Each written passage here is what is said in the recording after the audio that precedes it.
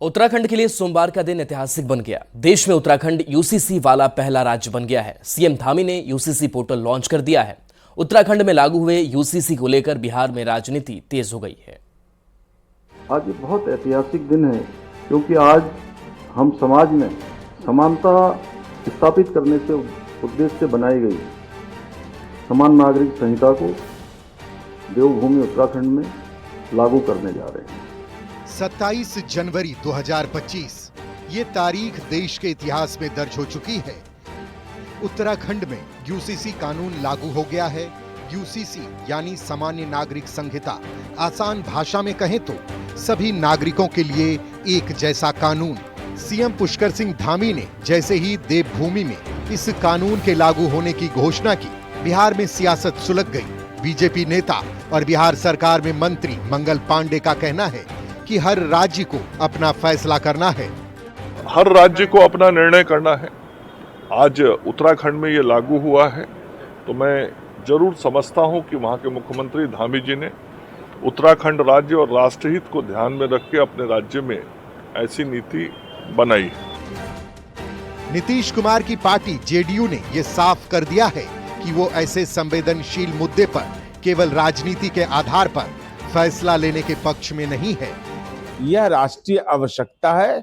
हमारी उम्मीद है कि ऐसे संवेदनशील सवाल पर केवल और केवल राजनैतिक रूप से देखा जाना नहीं आवश्यक है, बल्कि विविधता में एकता के मूल मंत्र को दृष्टिगत रखा जाना आवश्यक है। आरजेडी का आरोप है कि धामी सरकार ने बिना सहमति के ही अपनी मनमानी करते हुए इस कानून को लागू किया है। उत्तराखंड की सरकार आज यूसीसी लागू कर रही है। ये राज्य केंद्रित कैसे हो सकता है? ये तो आम सहमति भी नहीं बनाई गई है। ये बीजेपी की सरकारें कहीं पर निगाह है, कहीं पर निशाना। उत्तराखंड सरकार यूनिफॉर्म सिविल कोड लागू करके इतिहास रच चुकी है और अब इस पर सियासी बहस की चिंगारी भी भड़क चुकी है। पटना से शैलेंद्र के साथ ब्यूरो रिपोर्ट, न्यूज़ 18। बड़ी खबर है। नीट पेपर लीक कांड मामले में पेपर लीक कांड के मुख्य सरगना संजीव मुखिया के खिलाफ वारंट जारी किया गया है। पटना सिविल कोर्ट ने वारंट जारी किया है। संजीव मुखिया पर सिपाही बहाली, बीपीएससी शिक्षक बहाली, नीट परीक्षा समेत अन्य कई पेपर लीक करने का आरोप है। संजीव मुखिया को जल्द गिरफ्तार करने को निचली अदालत ने यूयू को वारंट जारी किया है। 1 महीने में गिरफ्तारी नहीं हुई या संजीव मुखिया कोर्ट में हाजिर नहीं हुआ तो इश्तिहार चिपकाते हुए उसके घर की कुर्की जब्ती करने का भी कोर्ट ने आदेश दिया है। यूयू ने गिरफ्तार करने की कोशिश तेज कर दी है।